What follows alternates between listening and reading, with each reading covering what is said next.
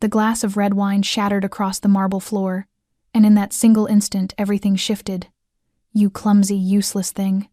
The words cut through the stillness of the Sterling, the most exclusive fine dining room in the Upper East Side, a place where every table was a privilege reserved for the powerful, and where a single mistake could end not only a dinner but a person's reputation. Ella Parker froze, her fingers still trembling as red wine streamed down her wrist and dripped onto the white apron already stained from endless double shifts. Before her, the cream-colored Dior gown belonging to the aristocratic woman now carried a vivid scarlet blotch spreading across the fabric like spilled blood. The woman's face, Charlotte Van Doren, shifted from shock to fury in the span of a heartbeat, and Ella knew. She simply knew that whatever was coming would be terrible. "I am sorry," Ella whispered, her voice so faint it could barely cross the silence that had fallen over the dining room. "I tripped." "I did not mean—" The slap landed before she could finish. The sound of a palm striking her cheek snapped through the room, sharp and dry like a whip crack cutting through the suspended clink of silverware. Ella's head jerked to the side, her hair tumbling forward to cover half her face as she stumbled back a step. A burning throb spread across her cheekbone, but the sting that filled her eyes came not from the physical pain, but from the humiliation of being struck in front of dozens of people, diners who had spent thousands of dollars to eat here. "Do you have any idea how much this dress costs?" Charlotte hissed, each word sinking like needles into flesh.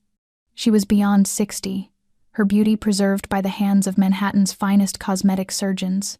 The chandelier lights glittered against the diamonds around her neck and wrist, each stone likely worth an entire 5-year salary of Ella's elementary school teacher days. "You are trash. Someone like you belongs washing dishes in the back, not standing out here." Ella lowered her head, her hand cupping the growing welt. Every gaze in the room felt like a blade, cornering her in a place where there was nowhere left to move. "Enough." The voice rose behind Ella, low and steady, yet cold as forged steel. The room seemed to freeze. Ella could hear the echo of her own heartbeat as she turned around. The man standing there was tall, framed in a deep navy suit tailored with ruthless precision. Light skimmed along the line of his high nose and the pale storm gray of his eyes, cold yet commanding. Lucas King, owner of the Sterling. A man whose name employees only dared whisper and whom New York's elite admired and feared in equal measure. "Let me repeat myself. Who gave you permission to strike someone in my restaurant?" He did not raise his voice, but each word dropped against the marble like a weight that bent the room around it. "Do you even know who I am?" Charlotte snapped, stepping forward. "My husband is." "I know exactly who he is," Lucas cut in, not bothering to blink. "And I know exactly what he has been trying to keep hidden. Perhaps next time you should think carefully before insulting and assaulting one of my employees." He stepped beside Ella, his eyes brushing past her for no more than a second, yet the mere acknowledgement sent a tremor through her. Not from fear, but from the startling realization that for the first time in months of exhaustion and quiet loneliness, someone was standing on her side. Lucas looked to the head server. "Escort Mrs. Van Doren out. She is no longer welcome at Sterling from this moment forward." Charlotte flushed a deep angry red but said nothing more. Silence settled heavily across the dining room. No one moved. No one dared intervene. Ella stood there with her face burning and her head ringing. She wanted to run, to vanish, to fold herself into nothing. Yet something held her still, drawn to those storm-gray eyes, the eyes of the man who had just upended her world and who might be the only person in the room who could see who she truly was. If you are listening to this moment, and you feel your heart stir even for a single beat at Ella's story, then perhaps you and I have already stepped together into a quiet and profound emotional journey. Do not forget to subscribe to the channel, like the video, and share it if you wish to keep traveling with us through stories that reach the deepest corners of hurt, courage, and hope every single day. Where are you listening from right now? Leave a comment with the name of your city or the country you are in, because we would truly love to know which corners of the world these stories have found their way to. And now, let us return to Ella, because that encounter was only the beginning. Ella could not quite remember how she made it out of the main dining hall. Everything seemed to pass through a thin veil of fog. Her unsteady footsteps, the dozens of staring eyes that still pressed against her like silent blades, carving into whatever pride she was trying to hold together. When the back kitchen door closed behind her, she nearly collapsed, her hand gripping the edge of the sink just to stay upright. Her cheek still burned, her heartbeat crashing wildly inside her chest. The smell of red wine, a mix of ripe grapes and humiliation, clung to the cuff of her sleeve. Ella felt nauseous. A young coworker rushed toward her, panicked, asking if she was all right, but she merely shook her head, swallowing her tears as she whispered that she needed a moment. She sank to the cold tile floor beside the red brick wall and covered her face with both hands. Her thoughts spun wildly through the chaos inside her mind, whether she was about to lose her job, whether this would affect the weekend shift she had begged to keep, whether her father's upcoming hospital bills had any part left to be salvaged. She tried to relive the moment the wine toppled, her foot catching the edge of the rug, and Charlotte's arm swinging wide in one of her exaggerated gestures as she laughed. Ella had apologized. She had done everything any server could possibly do in that situation. But the slap was the one thing she could not erase. The break room door swung open and the shift manager stepped in looking uneasy, his face a mix of tension and apprehension. "Ella, Mr. Lucas wants to see you. Right now." She shot to her feet on instinct, her heart pounding like a war drum. Every part of her braced for the worst. No one survived the Sterling after a mistake that drew this much attention. Lucas King was not known for kindness. He was cold, private, and in control of everything. The rumors about him were more numerous than the desserts on the menu. Some claimed he had once been an investment advisor for enormous corporations before abruptly walking away. Others whispered about shadowy connections in the worlds of finance and underground deals. But on one point everyone agreed. Lucas King did not forgive mistakes. Ella followed the manager down the narrow hallway, each footstep thudding against the stone floor and against her heartbeat. They stopped before a frosted glass door with the name L. King engraved in gold. The manager knocked softly and then opened the door for her. Inside was a wide room, simple yet elegant, black leather furniture, slate gray walls, and a large window overlooking New York City shimmering with evening lights. Lucas stood with his back to her, his hands in his pockets, his body still as a sculpture. Ella swallowed, her voice barely more than a breath. I am sorry. I truly did not mean to. If needed, I can pay for her dress. I can work extra hours. I just hope I can keep this job." Lucas turned around. The warm gold light from the ceiling cast sharp, defined shadows along his features, making every line of his face look even more intense.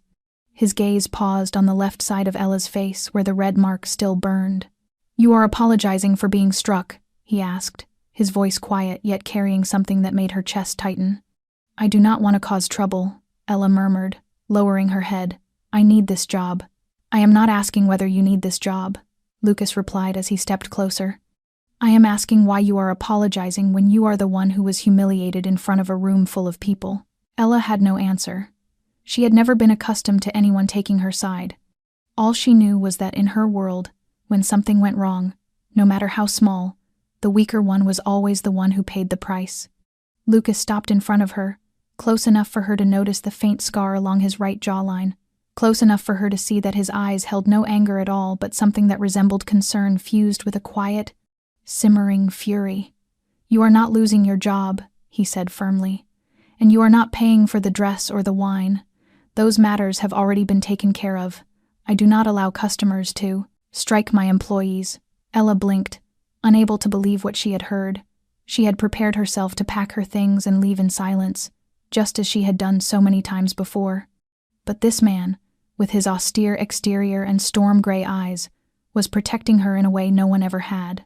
Lucas walked toward his desk, but before sitting down he spoke a single sentence that made her go still. "You apologized. You were humiliated, and you stayed calm. I was watching." He lifted his head, his eyes still fixed on her. "I see everything that happens in my restaurant, Ella, and I remember who deserves to be treated fairly." Ella had no idea what to say, but for the first time in many months, the fear of losing everything no longer felt suffocating. And in that quiet room, she began to understand that perhaps the moment the wine shattered might have been the beginning of something entirely different. Lucas finally sat behind his desk, but his gaze did not leave her, as though he were weighing something far more important than any financial report or luxury menu in the world. She remained standing, too afraid to sit, her legs beginning to tremble from tension.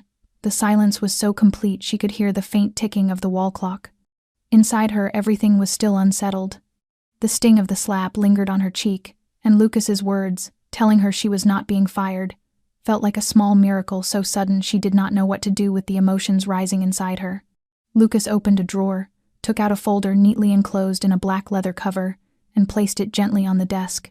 He tapped his fingers lightly on it before lifting his gaze to meet hers. "I have an offer for you, Ella." His voice was even but certain. "I want you to take the position of private dining coordinator. You would be responsible for overseeing all VIP events upstairs." Ella blinked, struggling to understand what he was saying. I do not understand. I have never been a manager. I am just a teacher working weekends." "I have no experience too. You have sharp eyes, quick reflexes, and you know how to stay composed in a crisis. You did not run when you were publicly humiliated, and you still apologized to someone who mistreated you. Those are not qualities everyone has," Lucas replied without hesitation. "I have been watching you since your first day. Not just tonight." Ella felt her heart skip. She had never imagined she could impress anyone in this place, let alone the powerful owner himself. "But why me?" she asked, her voice fading. "I am only a fill-in. I am not even officially on staff." Lucas remained silent for a long moment, then stepped toward her, closing the distance to only a few strides. "Because I believe everyone deserves a real chance, especially when they are fighting every day just to survive." He paused, his expression softening. "I know your father is in the hospital." "The nursing center in Brooklyn, correct. Mid-stage Alzheimer's." Ella startled, her lips parting, without sound. She had not told anyone at the restaurant. She did not want pity. She hid everything, even the nights she came home late, scrubbing floors while checking medical forms, calling nurses, trying to gather enough money for the next week's medication. "I know," Lucas repeated more gently. "Not because I am following you, but because I pay attention. My employees are not numbers. I saw you walking to work in the rain. I saw you staying late to clean when no one asked. I know you are trying." He placed the folder into her hands. "This position pays 3 times what you earn now. Full-time. Health insurance for your family, including long-term treatment." Ella opened the folder, her eyes sweeping across the lines she could hardly believe were real. A genuine contract, clear, detailed terms. She had never held anything like this in her life. Her heart pounded so hard she feared someone might hear it. She swallowed. "I do not know what to say. I am not sure I deserve it." Lucas tilted his head, a faint shadow of a smile flickering in his eyes. "That is exactly why you do." Ella lowered her gaze to the folder, emotion rising like a powerful tide inside her. Since her mother died, since her father fell ill, since life had collapsed in on her, she had never once felt seen or acknowledged the way she did now. Lucas stepped back, placing his hands in his pockets, his voice slow but steady. "You do not have to answer now. Go home and rest. Tomorrow morning, if you are ready, see Thomas at the HR desk to complete the paperwork." Ella nodded, unable to fully grasp what had just happened. As she turned to leave his office, her hand still clutching the folder to her chest like something fragile and precious, she was not certain what tomorrow would bring. But she did know one thing. Tonight, for the first time in a very long time, she would sleep without the constant fear pressing against her ribs. And it had all begun with a shattered glass of wine and a slap delivered in front of the entire world. Ella woke earlier than usual the next morning, even though she had barely slept at all. The folder still sat neatly on her table, exactly where she had placed it, before spending hours in silence, afraid that if she closed her eyes it might disappear. But when the sunlight streamed through the window and glimmered across the embossed words, the sterling on the black leather cover, it confirmed that none of it had been a dream. She had truly been given a chance, and she would not let it slip away. Ella chose the cleanest white shirt she owned, pinned her hair back, and walked to the restaurant with a sense of hope she had not felt in a very long time. When she arrived, Thomas, the ever-upright assistant with the serious face and precise words, was already waiting for her at the HR counter. He led her to a private elevator and up to the 3rd floor, a world entirely separate from the rest of the restaurant. There were no clattering silverware or murmuring conversations, only a dimly lit wood-paneled hallway and the faint fragrance of fresh flowers lining the walkway. "This is the private dining floor," Thomas explained, handing her another stack of documents. "There will be 3 to 4 events each week, most of them charity dinners or discreet gatherings for political or corporate circles. You will coordinate everything from menus and service to decor." Ella nodded, clutching the papers as though they were an anchor. Before Thomas left, he paused, his voice strangely softer. "Congratulations. Not many people earn the boss's trust." His words warmed her in a way she could not quite name. Her new office was small but complete, a walnut desk, a new computer, a detailed event calendar pinned to the wall, and a large window overlooking the shaded courtyard below. Her first morning vanished in a blur of emails, calls, and note-taking. She met the head chef, learned how to read the wine distribution sheets, and listened to the irritable French chef complain about the wrong type of caviar being sent. Still, she wrote everything down, asked questions when she needed to, and even suggested more efficient arrangements. By noon, as the first test event took place, a small luncheon for a scholarship fund, Ella directed the servers, checked the lighting, and caught a printing error on the guest name cards, fixing it before anyone noticed. She had never imagined she could be good at a job like this, but up here, on the quiet, polished third floor, she was no longer the clumsy server under the disdainful eyes of the elite. She was someone with a voice, with value, with responsibility. When everything finally settled, Ella slipped onto the back balcony to breathe. She leaned on the railing, closed her eyes, and let the gentle breeze brush the faint bruise on her cheek. She thought of her father, of the long nights at his bedside, of the medical bills waiting at home, then of Lucas, the man who appeared just when her world had collapsed. He had not only stopped Charlotte from humiliating her, he had not only offered her a position, he had given her a chance to stand upright, to be seen, to be trusted. At that moment, the glass door behind her opened. The steady footsteps she already recognized sounded against the floor, and she turned, unsurprised to see Lucas approaching. "You did well," he said simply, his eyes sweeping across the room inside. "I heard the guests were very pleased." Ella nodded, trying to contain the quiet smile rising inside her. "Thank you. For everything." Lucas stood beside her, both of them looking out over the rooftops of the old buildings. "I am not looking for gratitude. I am looking for proof that I was right to choose you." Ella turned, her eyes meeting the pale gray of his, and in that moment she was no longer the girl slapped across a luxury dining room. She was Ella Parker, a woman rewriting her own story, and she knew she would not look back. From that afternoon, standing beside Lucas on the reception, third-floor balcony, Ella began to feel that her world was shifting, not loudly or abruptly, but quietly, like the small waves that soothe the shore after a storm. She approached each workday with a fierce focus, as though mastering every detail could keep the rest of her fragile life from slipping away. She memorized the preferences of regular guests, from how they liked their wine poured to their favorite flowers for evening receptions. She learned to work seamlessly with the kitchen, to handle crises without chaos, and to hide the nights she lost sleep because her father's confusion had grown worse. Then strange things began to happen, small enough at first that Ella barely noticed. One morning she received a call from the nursing center saying her father's next 3 months of expenses had been fully covered, including a special cognitive therapy plan she once thought was impossible. When she called back, they told her the payment came from an anonymous support fund. A few days later, she realized someone had adjusted her schedule, shifting her shifts to daytime and freeing her weekends, the exact hours her father was most alert and needed her near. One day her aging laptop died in the middle of drafting an event plan, pushing her toward panic because every guest list and essential document lived inside it. She planned to pay for repairs even though she had no spare money that month, but the next morning a new laptop sat on her desk with a handwritten note, carrying only 3 words: "Just do well." There was no signature, but Ella recognized the crisp handwriting immediately. She said nothing, and Lucas never mentioned it. Whenever they crossed paths, whether on the third-floor hallway or the discreet elevator reserved for upper staff, he only nodded, or gave her a brief look that told her he was still watching over her, never interfering, never asking, never making her feel small. His presence was steady, quiet, like the unseen foundation of a wall that stands firm against the wind. Ella did not dare ask him about any of it, partly out of gratitude and partly out of fear that probing too deep might break the delicate bridge between them. But with time she began to see that Lucas's presence in her life was not accidental. These were the unmistakable traces left by a man trying to help without making someone feel indebted. Once, she caught him speaking with Denise, the longtime VIP guest relations manager. She had been about to turn away when she heard his low voice. "If she looks tired, send her home early.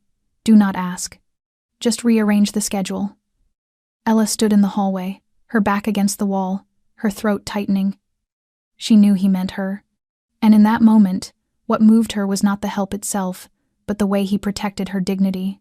He helped her as if it were the most natural thing in the world, as if she deserved it without needing to bow her head. And that was what made her understand that Lucas King had not simply given her a job. He had quietly pieced her life back together, one fragment at a time, without ever asking for recognition. She began to realize that sometimes there are hands that reach out without gripping tightly, but still manage to pull someone from the edge. And Lucas, with all his silent strength, was exactly that kind of man. In the days that followed, Lucas's presence in the orbit of Ella's life became sharper, no longer a series of quiet coincidences or silent acts of support, but a collection of small, lingering moments that slipped into the rhythm of her days as though he had always been there, and she had simply been too overwhelmed to notice. He never entered her office without knocking, never stayed long when she was busy, but each time he paused at her doorway he left behind something that unsettled her in ways she could not admit. A cup of coffee made exactly the way she liked, though she had never told him, a gentle reminder about a small detail she had overlooked in a plan, or simply the way his eyes lingered a second too long when they happened to face each other. Ella found herself waiting for those moments, though she refused to acknowledge it even in her own thoughts. She told herself it was only professional courtesy, that Lucas was simply a responsible and courteous man. But there were things she could not hide, like the way her heartbeat stuttered when she heard his footsteps in the hallway, or how she began choosing shirts with higher collars whenever she knew he would be present at the evening events. One night, after a late fundraising dinner, Ella was the last to remain, reviewing the donation list. She sat alone in her office, eyes aching, wrist throbbing from hours of typing. When the light suddenly dimmed to a softer glow, she looked up and saw Lucas standing in the doorway, his jacket draped over his arm, his tie loosened. He said nothing at first, simply watched her for a few seconds, before stepping inside and placing a paper bag on her desk. "I noticed you skipped dinner. Your favorite dish from the Italian place near 56th Street. Ella looked from the bag to him, her lips tightening. How did you know I liked that?" Lucas shrugged, taking the seat across from her. "I pay attention." He said it as though it explained everything, and in a way, it did. She said nothing more. They ate together in an easy, quiet, without the usual small talk or stiffness, only the sound of utensils brushing against plastic containers and the warm taste of food, reminding Ella how hungry she had been. When she laughed softly after Lucas accidentally dropped a piece of bread, he smiled too, a rare, genuine expression that softened his entire face, making him look younger, less guarded. Ella watched him for a moment, and for the first time she wondered what lived behind that cold exterior, behind those winter-gray eyes. What scars shaped a man who could be so hard and yet so gentle, who could make someone feel safe with nothing more than a simple gesture. When they finished, Lucas stood, but instead of leaving, he paused beside her desk, his gaze falling to the empty container. "Ella," he said, calling her name without a title or a work context for the first time, "I do not know what I am doing." She looked up, startled. "What do you mean?" He held her gaze for a long moment, as though weighing each word. "I am not someone who gets close to people. I do not seek anything complicated. But," he stopped and shook his head slightly, "you are making things less simple than they used to be." Ella did not know how to react. She felt something inside her stretch tight, fear and curiosity and tenderness tangling inside her. But instead of backing away, she answered quietly, "I feel the same. I do not know what this is, but I know I do not want it to end." Lucas looked at her as though reading between the lines, then nodded gently, saying nothing more. He walked out, leaving behind the faint, warm trace of his cologne. Ella sat still, her hand resting on the part of the desk he had touched, and inside her something flickered to life soft as a distant light in the dark, unclear, unhurried, but real, and enough to change everything. 3 days after that quiet evening, when Ella was still carrying the lingering emotions from that late meal with Lucas, the door to her past one she thought had closed forever was suddenly kicked open. She was standing in the first-floor hallway reviewing the weekend event menu with the kitchen team when her phone vibrated in her pocket. A strange number appeared. She hesitated, then answered, her voice small and cautious. "Hello?" A pause. Then a familiar voice. deep and metallic, cold as rusted steel. "Hello, Ella." She went still. There was no mistaking it. Jared.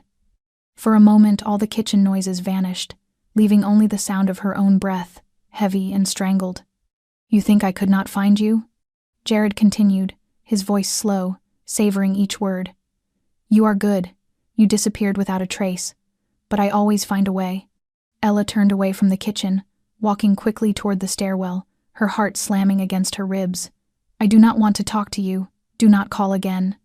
"Oh, but I think you will want to hear this," Jared said, ignoring her warning entirely. "I have some pictures, interesting ones. You and your classy boss, coffee on the balcony, private dinners. Quite intimate." Ella froze at the bottom of the stairs, her palm suddenly cold. "You are following me?" "Not exactly. I am just keeping an eye on you. And I am curious whether this little relationship might affect your reputation. Or his." He emphasized the last word, like a blade slipping between her ribs. Ella tightened her grip on the phone, nausea rising into her throat. Jared, her ex, the man who once made her afraid to sleep in her own apartment, who smashed her phone because he saw a harmless message from a former student, who stood outside the nursing center, threatening to show the world who she really was if she did not give him money. She had run from him, changed numbers, moved, rebuilt her life from nothing. And now he was back, just when everything was finally becoming whole. "What do you want?" she whispered. "I have not decided," Jared replied. "But you should know I am not patient. If you do not want your sweet little photos everywhere, or reaching the man who is protecting you, then you will answer when I call." The line cut off. Ella stood there, unable to move. She did not know how long it took to drag herself back to her office, lock the door, and gasp for air as though she had been running for miles. She collapsed into her chair, her gaze empty. In a single moment, everything good she had built, her job, her fragile peace, the unspoken warmth in Lucas's eyes felt like a soap bubble she was too afraid to touch. She knew Jared. He would not stop after one call. He was the kind of man who fed on fear, especially from the woman who had dared to leave him. Ella clasped her hands together. Should she tell Lucas? Or stay silent to keep him away from the ugliness she knew too well? But staying silent meant letting Jared hold power again, letting him drag her back into the shadows. Ella rose slowly, taking a breath that scraped painfully down her throat. She knew what she had to do, even if it terrified her. She was not the girl who once cried in a dark apartment, terrified of the sound of a key turning in the lock. She had changed, and this time she would not let Jared destroy what she was rebuilding. But when she opened her door, ready to seek out Lucas, she found him already standing there, his hand resting lightly against the door as though he had been about to knock. He looked at her, the gray in his eyes clouded with concern. "Ella, are you all right? You disappeared from the prep meeting." Ella stared at him, her lips parting but no words forming. Because in that gaze, warm, sincere, free of judgment, she felt her chest tighten with the urge to cry. And that frightened her most of all. Because if the tears came, then all the secrets she had held together for so many years would break open with them. And when they did, would Lucas still look at her the same way? Ella stood silently before Lucas, her eyes rimmed with red from the fear she had been holding back all afternoon. She wanted to tell him everything, yet her throat tightened as though bound by invisible threads woven from the past. Lucas said nothing, but he stepped into the room, closing the door gently behind him, and looked at her for a long moment, a look without pressure or demand, simply waiting, the way he always did. Ella drew a breath, then exhaled slowly as though speaking might shatter something fragile that had only just begun to form between them. But she spoke. She told him about Jared, about the relationship that had trapped her inside her own fear, about the phone calls, the threats, the photographs he held. Lucas did not interrupt, he only listened, his hands clasped loosely, his gaze steady on her face. When she finished, her voice unsteady, she could not bring herself to look at him. "I am sorry. I did not want to drag you into this. I know I am just an employee, and you do not owe me anything." "You are not dragging me into anything, Ella," Lucas said, cutting her off, his voice deep and firm like a vow. He put himself into it. Ella looked up, and in those storm-gray eyes she saw something she had never seen so clearly before. Not just concern or protection, but a restrained fury, silent and dangerous like the sea, moments before it breaks into a storm. Only a few hours later, Jared received an invitation to meet a man who introduced himself as legal counsel for the Sterling. The meeting was arranged at a quiet bar in the financial district, a place with no cameras, no familiar faces, nowhere to run. When Jared entered, he was not surprised to see Lucas seated in a shadowed corner booth. He smirked, slid into the seat across from him, acting as though this were nothing but a casual game. So, the elegant boss finally shows his face. Lucas regarded him with no visible emotion, his fingers tapping lightly against the glass of whiskey before him. I do not appreciate men who strike from the shadows, especially when they target one of my employees. Jared raised an eyebrow. So she told you everything? She is impressive, performs almost as well as a model on stage. Ever wonder why she got close to you in the first place? Lucas tilted his head slightly, his eyes cooling. I know exactly why she stayed, and I know exactly what kind of man you are. As for the photos, there is nothing in them worth threatening anyone over. But threats, stalking, invasion of privacy, I have more than enough evidence. Jared laughed under his breath. Who do you think you are? Police? An attorney? I do not need to be anyone, Lucas replied. But I have enough attorneys to send you out of this city within a single day without anyone noticing. And if you ever go near Ella again, I will not use the law. I will use something else. His voice was low and slow, each word etched into the table like cold steel. Jared fell silent, the smirk fading. He knew men like Lucas, men who did not shout, did not posture, but whose actions, once set in motion, could not be stopped. Is that a threat? Jared asked, though his tone had dropped. No, Lucas said, rising to his feet and adjusting his jacket. It is a warning. Get out of her life. The sooner, the better. Before leaving, Lucas turned back, his voice a quiet blade. A real man never makes the woman he once claimed to love afraid, but you were never a man. Jared remained seated, gripping his glass tightly, but he did not say another word. When Lucas stepped out of the bar, night had fallen, the cold wind slicing through the streets, but inside him, one truth was clearer than ever. Ella was no longer just an employee. She was the one thing he would walk into darkness to protect, and this time he would let no one touch her, not her past, not anything else. A week passed after that night when Lucas confronted Jared, and Ella felt as though she were living in a new world, one in which she no longer had to glance over her shoulder, no longer received anonymous messages or late-night calls that locked her lungs with fear. Jared vanished, unnervingly quiet, too quiet. And in that sudden peace, a seed of doubt took root, small at first, but spreading quickly. She knew Lucas had done something. The way he stepped into her life and handled everything made her feel safe, sheltered, but also left a faint unease she could not name. Lucas had not asked whether she wanted him to intervene. He simply acted, wielding his silent power as if it were nothing. Ella began to notice the calls he took when he thought she could not hear, the nights he left the restaurant past midnight and returned with that heavy, quiet expression. One evening, while sorting through employee files, she came across an internal memo from months before, with a line that made her breath catch. Personnel review. Ella Parker, full evaluation completed. Prioritize personal support per special recommendation from LK. The simple words tightened her chest. When had he evaluated her? What did personal support even mean? She began questioning the coincidences she had once believed were strokes of luck. Who contacted the nursing center about the new therapy? Who rearranged her schedule so she had time with her father? Who delivered the new laptop before she asked for help? Lucas. All of it tied back to Lucas. But if he had known about her situation long before the incident with Charlotte at the restaurant, why had he waited until then to approach her? And more importantly, why had he not told her? The questions pulled her away from the fragile place of safety she had only just reached. She remembered the look in Lucas's eyes when he faced Jared, not just anger, but something deeper, an unsettling familiarity, as though he had seen men like Jared his entire life. Ella did not want to believe it, but she began searching for answers.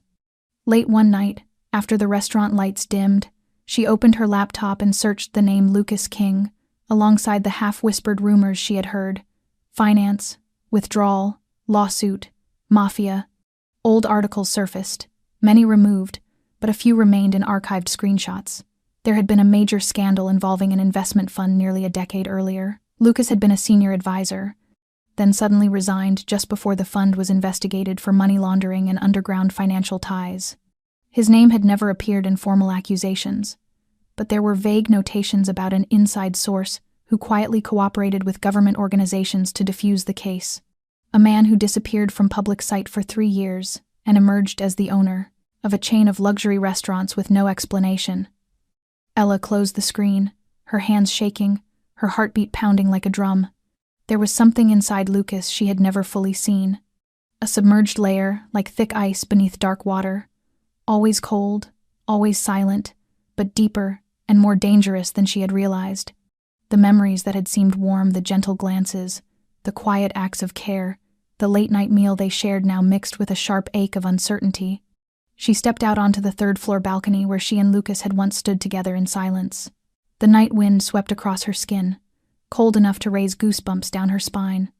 If Lucas had once lived inside the shadows of the underground world, if he had known things ordinary people should never touch, then was his appearance in her life truly an accident born from a spilled glass of wine on Charlotte's dress? Or had this all been a calculated move in a game she never knew existed, and she, Ella Parker, merely a pawn that had fallen exactly where he wanted? She did not know. But for the first time she began to wonder, if you care for someone but do not truly know who they are, is that still love at all? Lucas entered the office just as the clock struck 10 at night, still carrying that familiar calm presence. White shirt sleeves rolled, his jacket draped over his left arm, but when his eyes met Ella's standing by the window waiting, something in him shifted, as though he had always known this moment would come and saw no reason to avoid it any longer. Ella did not turn to him immediately. She remained facing the city fading into night, the distant high-rise lights glittering like unanswered questions. When she spoke, her voice was soft as wind, yet every word was unmistakably clear. "I searched your name online." Lucas did not respond at once. He walked to his desk, set down his jacket, then lifted his head to look directly at her. He showed no surprise, and strangely, that steadiness eased something inside her. "I read about the investment fund 10 years ago, about your sudden withdrawal, about the unspoken accusations." She turned then, her brown eyes fixed on him without blinking. "I need to know. Not to judge you, but to understand, Lucas, because I cannot take another step unless I know what ground I am standing on." Lucas nodded once, pulled out a chair, and sat with his arms loosely crossed as though preparing for a hearing. He did not avoid. He simply had not told this story to anyone in years.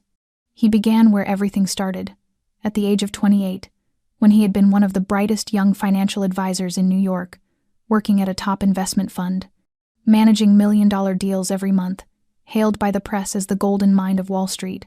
But behind that shine was a rotten system where money did not just buy stocks but bought silence, bought laws, and sometimes bought people. He discovered funds wired to unknown sources, contracts signed at midnight without audit, offshore accounts opened under the names of the dead.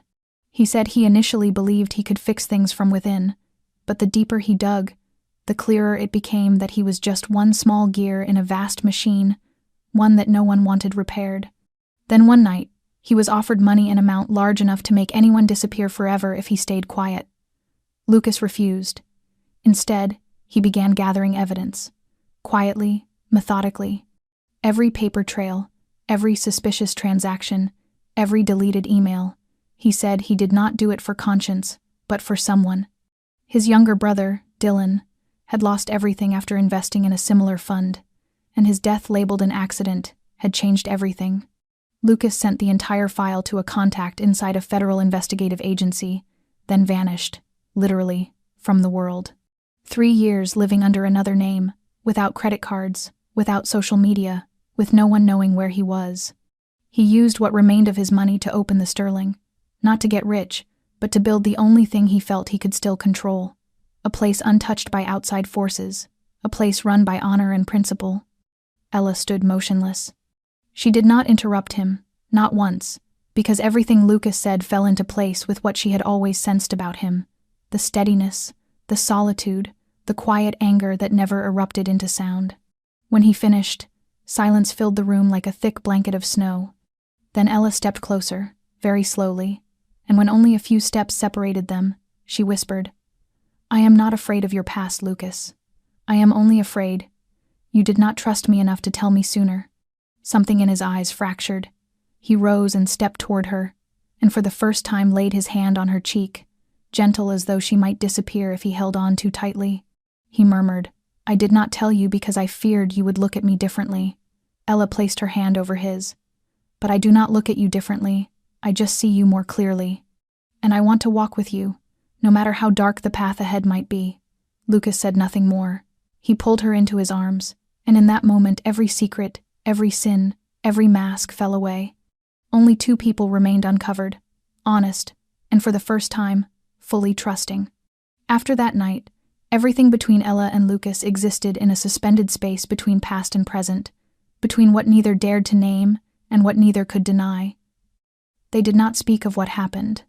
No formal conversations, no promises, no labels. But there were subtle shifts. The way their eyes found each other for a moment longer during meetings, the quiet brush of Lucas's hand at the small of her back as they left an event, or simply the tender silence they shared when eating lunch in the office without trying to fill it with conversation. Ella knew she was standing at the fragile boundary between caution and desire. She had lived too long in a world ruled by careful steps, where every move was calculated to avoid falling.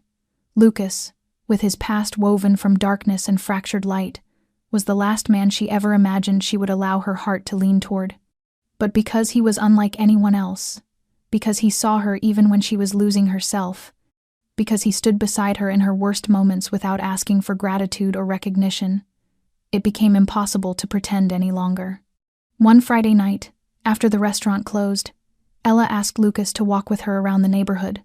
The late spring air was cool, the streets unusually quiet for New York. They walked side by side like old friends, speaking only in scattered fragments, until she stopped near the small park behind the old stone church.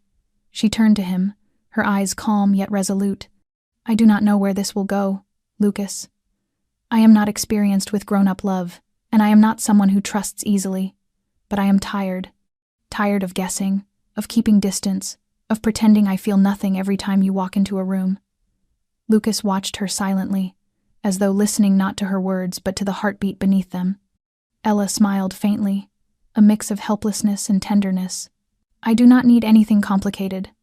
I just need to know that if I take your hand now, then tomorrow morning when I wake up, my hand will still be in yours.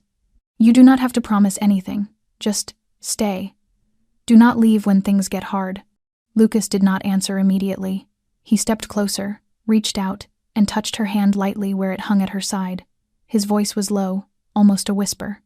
"Ella, I have never stayed anywhere this long, but you make me want to stop. To begin, I do not know how to love the right way, but I know how to hold on to what matters. And you are the most important thing I have ever had."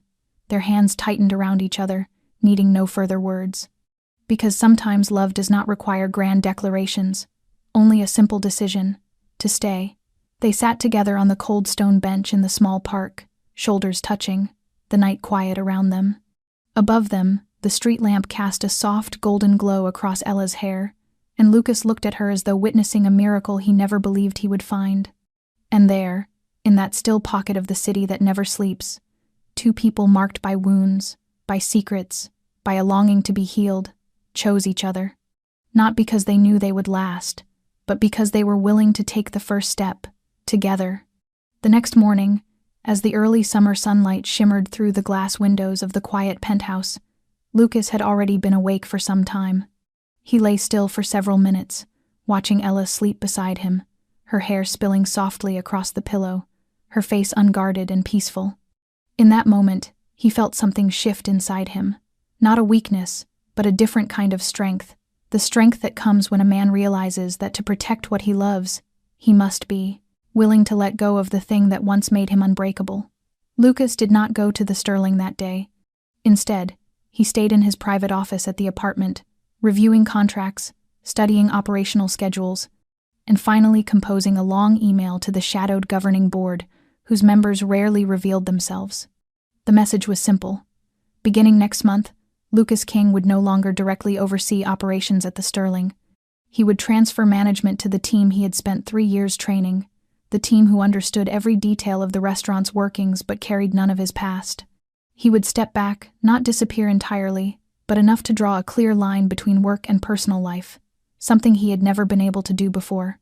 That afternoon, when Ella stepped into his office to ask about an upcoming event, she found him sitting at his desk, focused but wearing a strangely lighter expression. She asked what had happened, and Lucas simply smiled and turned the screen so she could see the outgoing email's subject line. "You are the reason I wrote this," he said, his hand closing gently around hers. "I never thought I would walk away from the Sterling because it was the only thing I could control in a life full of chaos. But if I keep everything in my hands, I will never have time to actually live, to truly love, to genuinely trust. And I choose to trust you." Ella looked at him, her chest tightening with emotion. She had once believed Lucas was the kind of man who would always remain behind the curtain, directing everything with cold precision. But now he was stepping out of that fortress because of her, because of a relationship with no guarantees except the sincerity they gave each other. In the days that followed, the entire staff was notified of the structural changes. The Sterling did not waver. Everyone had long sensed this shift coming. Lucas still appeared on weekend evenings, still spoke with familiar guests, still observed service and food quality, but he was no longer the shadow hovering over every decision. He began taking morning walks with Ella, spending evenings reading with her on the small balcony washed in warm golden light, and wandering with her through art exhibits where he stayed quietly behind, letting her speak freely about what moved her. Ella realized that when Lucas stepped back from being the controlling owner, he became a man she could share a life with, not merely a passionate love, but a true companion. Neither of them used the word sacrifice. They called it a choice. And Lucas had chosen well. When he redrew his boundaries, it was not to abandon power but to create space wide enough for love to breathe and grow without being strangled by the shadows of old wounds. And in that space, Ella finally saw the truest version of him, not the cold king of New York's elite, but a man learning how to live again, day by day, beside her. Lucas's decision to step back from direct control of the Sterling did more than make room for their love to breathe. It opened an entirely new sky for Ella, a sky where she no longer saw herself as the girl who had once been slapped in a luxurious dining room, no longer the server scraping by shift after shift to support her father while hiding dreams she never dared to name. One morning, while organizing papers in her small office at the Sterling, Ella found her old notebook, the one filled with pastry recipes she had scribbled back in community culinary school.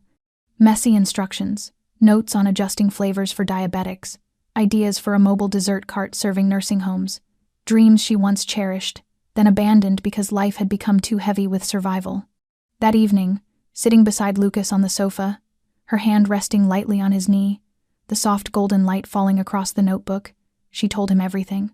Lucas listened without interrupting, and when she finished, he asked only one question.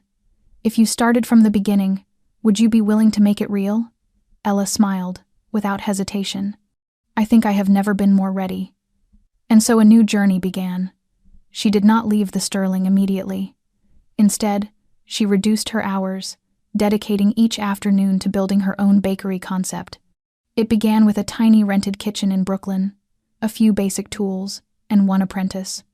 But Ella had what few people possessed: relentless patience, an instinct for understanding others, and a heart wide enough to see every person she served.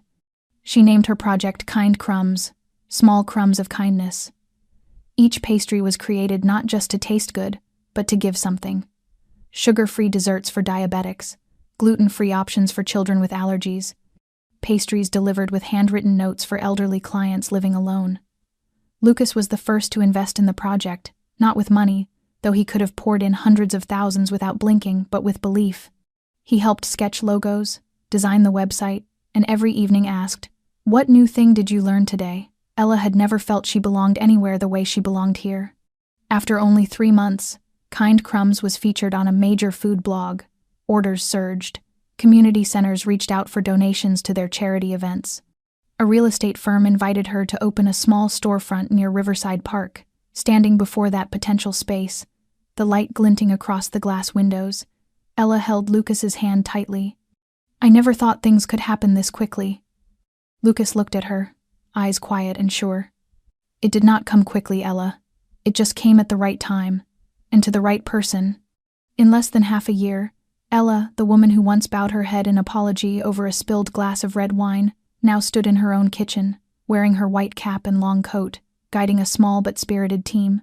She was not just a baker, she was a creator of opportunities, a leader, someone who turned the memory of hurt into a force for generosity. And every morning, when she opened her shop, she whispered a familiar promise to herself: today will be a kind day. Because if crumbs can hold flavor, then even the smallest act can make something extraordinary. Kind Crumbs had been open for nearly 8 months and had slowly become a beloved gathering place for people seeking sincerity in every pastry and every story behind it. Ella had not only built a brand but created a small community, a place where the elderly were heard, the young were inspired, and each pastry carried pieces of kindness that felt simple yet increasingly rare in a city known for its coldness. Lucas was always there, never intrusive, never overstepping, yet always arriving exactly when he should. He gave Ella the space she needed to grow, yet stayed close enough to be her safe place whenever exhaustion crept in. Their world seemed to be settling into a quiet harmony until one December afternoon, when a brown envelope with no sender's name appeared at the bakery's front door. At first, Ella thought it was a special delivery order, but when she opened it, the photographs inside made her fingers stiffen. They were pictures of her and Lucas, taken at different times, walking through the park, holding hands at a charity gala, even one shot through the window during a quiet dinner at his apartment. There was no note, no clue about who sent them, only a single messy sentence scrawled in black marker on the back of the last photo. It is easy to burn what someone loves most. Ella did not need to guess. She knew that feeling, that cold spike down the spine, the sudden tightness in her chest, the old instinct to retreat, hide, disappear. But this time, she was not alone. She called Lucas immediately. He arrived in less than 10 minutes, his face as cold as stone. Without speaking, he took the stack of photos, studied each one, and within seconds Ella saw his eyes change. No longer their usual storm gray, but the sharp, quiet silver of a gathering tempest. "Rico," Lucas said, almost in a breath. The name fell like a blade, freezing the air. Ella had never heard it before, but the way Lucas tightened his grip on the photos told her more than enough. He explained, slowly, a part of his past he had believed buried for good. Rico was a former partner, once the man Lucas trusted most when working in the underground world of illicit finance. They had managed money flows together, distributed profits, and patched every crack in the system. But when Lucas decided to walk away, Rico chose the opposite path.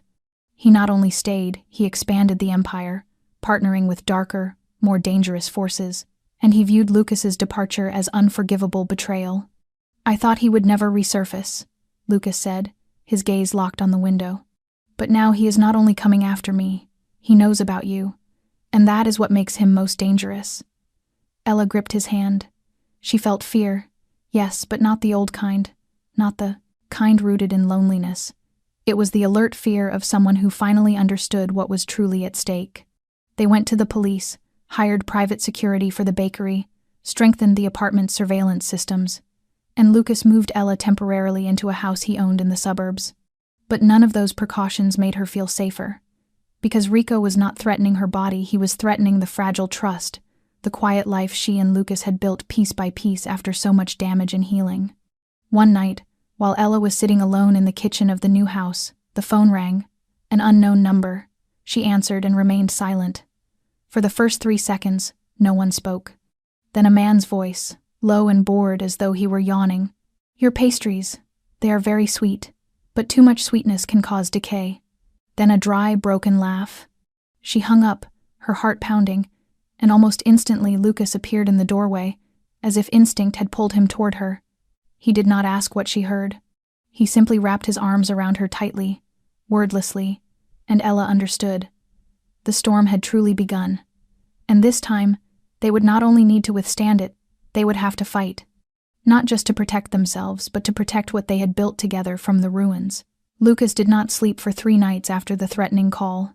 He did not talk much, but his eyes had changed, not the quiet steadiness she knew, but a simmering light, the look of a man who had lost everything once and would do anything not to lose again.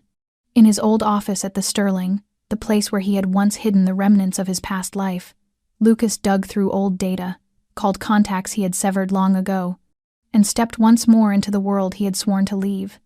Rico was no longer a shadowed name. He had resurfaced in New York, and Lucas's hired sources quickly confirmed his movements. Rico was laundering money through a chain of legitimate businesses, from art galleries to educational investment funds. But what enraged Lucas most was learning that Rico had approached Kind Crumbs under a different name, posing as a potential investor. Rico wanted access to Ella, not only to threaten but to claim, to steal one of the last good things Lucas had left. One evening, while Ella was staying late at the bakery preparing holiday orders, the front window shattered under a large stone. She ducked behind the counter as footsteps echoed across the floor. 3 men entered, no masks, no words. One of them was Rico. His face was expressionless, his eyes black as coal, scanning the place as though he owned it. Ella stood slowly, forcing her voice to stay steady. "What do you want?" Rico laughed, low and slow. "Not much. I just want you to understand that everything Lucas owns can be taken back, just like what he once took from me." Ella clenched her fists, placing herself between him and the display case where she kept the earliest recipes she ever wrote. She said nothing, but her eyes did not falter. At that moment, a loud crash came from the back door, and Lucas stepped inside, a gun holstered at his hip but not drawn. His gaze fixed on Rico, unblinking. "Enough," he said, his voice calm enough to chill the room. "Leave." Rico laughed loudly. "And who do you think you are to order me?" Lucas walked forward, eyes sharp as blades. "I am the one who knows what you did in Caracas that year. I am the one holding the recording of you ordering the removal of a bank director when he threatened to expose everything. And I am the one ready to burn every asset you have laundered if you touch her again." Rico froze. One of his men stepped back. Lucas pulled out his phone, tapped a button, and placed it on the counter. The recording played clear, undeniable. Rico cursed and spun toward Lucas, suddenly unsteady. "You would not dare release that. You burn with me." Lucas's lips curved slightly, though his eyes never softened. "I already burned once. Did you forget?" For several seconds, tension stretched to its limit. Then Rico lifted a hand. The 3 men turned and walked out. No more threats, no parting words. But Ella knew Lucas had just ended a cycle of darkness that had haunted him for years. Police arrived afterward, took statements, secured the footage. Lucas handed over every piece of evidence to the same attorney who had once helped him work with federal authorities during the years he disappeared. A new investigation opened this time, with enough proof to dismantle an entire network. That night, as Ella sat in her small office, Lucas came to her, wrapping his arms around her from behind. She leaned into him, eyes closed. "Are you afraid?" she whispered. Lucas inhaled deeply. "Yes, but not for me. For you. Because you are the most precious thing I have ever had. And for the first time in my life, I understand what it means to fight not for honor, but for love." Ella turned, cupping his face. "I feel the same. And I will never let you fight alone." In each other's arms, they understood that what had passed between them was more than a confrontation, it was a final cleansing. From this point on, no old ghost would stand between them. Only the brave choice to stay side by side through every storm. A week after the confrontation with Rico, New York entered its final December days, colder than usual but stunning, each street draped in soft golden light and windows glowing with holiday color. Ella returned to her rhythm at Kind Crumbs, but she was no longer the bakery owner who moved as though something fragile might crumble at any moment. She worked with a different posture, lighter, steadier, as if something quiet and certain had settled inside her to guard her happiness. Lucas was almost never far from her. Even while busy reorganizing his private investment system after handing over Rico's files, he appeared every morning with 2 cups of coffee, one black for him, one coconut latte for her, and a smile that never failed. That evening, as Ella planned to close the bakery early so she and Lucas could have dinner together, she received a text message. "Do not head back yet. There is something I want to show you. Wear something warm." The simple message made her heartbeat quicken. A sleek black car awaited her outside, and the driver took her to a location not listed on any schedule. They stopped at a small pier along the Hudson, where an old-fashioned yacht was docked, lit beautifully with strings of lights that shimmered like stars.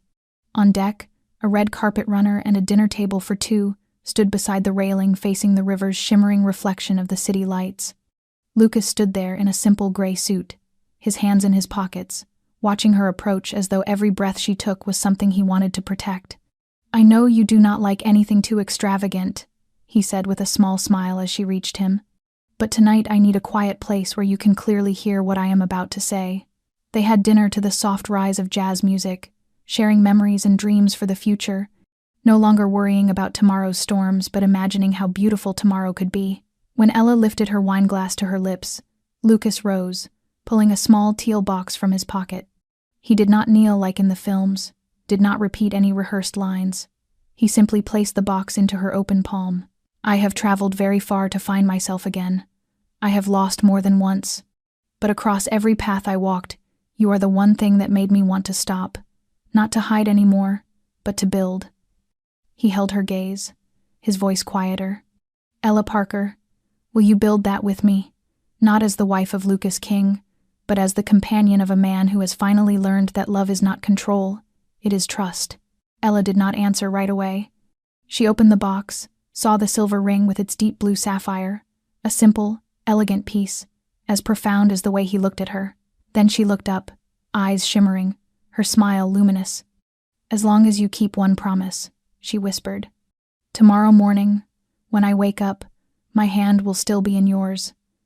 Lucas smiled, stepped closer, took her hand, and pressed a kiss to her forehead like a vow. Above them, there were no fireworks, no cheering crowds, only the gentle brush of river waves against the boat and the steady rhythm of two hearts beating together. And there, in the very city that had once wounded them, Lucas and Ella chose to begin a new chapter, not perfect, not guaranteed, but honest enough that with a single promise, it felt like forever. The wedding of Ella and Lucas took place on a soft, early spring afternoon in a small garden tucked deep within the northern suburbs of New York, where ancient trees draped their branches like velvet curtains and cherry blossoms drifted gently in the breeze. There were no gold-plated chairs, no grand choirs, only close friends, a few old colleagues from Sterling, and the loyal patrons of Kind Crumbs, people who had quietly witnessed Ella's journey from a timid, clumsy young woman to someone confident, self-reliant, and deeply compassionate. Lucas wore a classic black suit, his gaze fixed on Ella from the moment she stepped down an aisle sprinkled with fresh lavender. She wore a simple white dress, without a sweeping train or extravagant lace, but every stitch carried a sense of quiet grace, as if reflecting who she truly was. When they exchanged their vows, no one could hide their emotion. Ella held Lucas's hands, her voice trembling slightly though her eyes remained steady. "I once thought love was something fragile, something that could vanish like a bubble of air. But you taught me that real love does not need grand promises. It only needs someone who stays, no matter what tomorrow brings." Lucas looked at her, smiling, and instead of answering with polished words, he simply said, "I traveled so far to find you. And now, I am not going anywhere." After the ceremony, they did not fly to a lavish island or check into a 5-star hotel for a honeymoon. Instead, they drove to the small suburban house Lucas had once prepared as a safe haven for Ella when Rico returned. Now that house became their true home, the place where they began again, from the smallest things, choosing curtain colors, learning to cook breakfast together, and dedicating one day each weekend to doing nothing but reading and sharing the thoughts they had never voiced to anyone else. Ella continued growing Kind Crumbs, opening a small branch in Brooklyn with the help of a team of young bakers she trained under her original philosophy. Bake with heart, serve with kindness. Lucas began rewriting the notes he had kept from his years in the underground world, not to publish or prove anything, but as a way to cleanse himself, to speak with the version of his past self he had long avoided. He spent more time on community projects, especially supporting young men who had once made mistakes and now needed a chance to learn a trade and find their way back. Their life was simple, but never dull. Each day together was an open conversation, sometimes a debate, sometimes quiet, always honest enough to make the other feel safe. In the mornings, Ella woke to the smell of coffee he had already brewed. In the evenings, Lucas returned home with a gentle kiss on her forehead, and the same question he asked every night: "Was there something that made you happy today?" Their life was not without worries, but the difference now was that they carried those burdens together. And in that small house with its warm golden light glowing from the window and laughter echoing whenever someone burned a dessert, Ella and Lucas truly began a life that belonged to them. On a late summer afternoon, Ella sat in the sunlit kitchen, looking through the window at the lavender field blooming in deep violet. Lucas had gone, out for a walk with the little dog they adopted months ago. The wind chime tinkled softly on the porch, carrying a cool breath from the distant tree line, and Ella paused in the middle of jotting down notes for a new pastry recipe. She looked up, her mind drifting slowly toward years that no longer existed, yet felt vivid as if they had happened only yesterday. From the moment a glass of red wine shattered across the marble floor at Sterling, the young woman who knew nothing except how to bow her head and apologize had walked through more storms than she could count to become the woman she was now. No one had taught her how to stand up after being slapped in front of a crowd. No one handed her a map to navigate doubt, fear, the sleepless nights filled with tears over her ailing father or her own wounded heart. But that journey had taught her the deepest lesson, that kindness is not weakness, that quiet compassion is never meaningless, and that real love does not grow from grand gestures, but from the small daily actions born of someone choosing you again and again. Lucas was the same. A man who had stepped out of a shadowed past, who once believed he would never love again, learned to open himself, admit his mistakes, and choose change. He had not saved Ella like a hero in a story. He simply stood with her, trusted her, and walked beside her through old hurts until they reached a light neither of them had ever dared to imagine. This is not a story about miracles. It is a story about choices. The choice not to give up when everything seems to fall apart. The choice to love when it would be easier to close your heart. And the choice to live a meaningful life, even when it begins from something as small as a kitchen scented with pastries and the sound of genuine laughter. If you have stayed with us until this moment, thank you. Ella and Lucas's story may not resemble your life, but perhaps somewhere inside each of us, there was a time when we felt small, longed for someone to see us, believe in us, and choose to stay.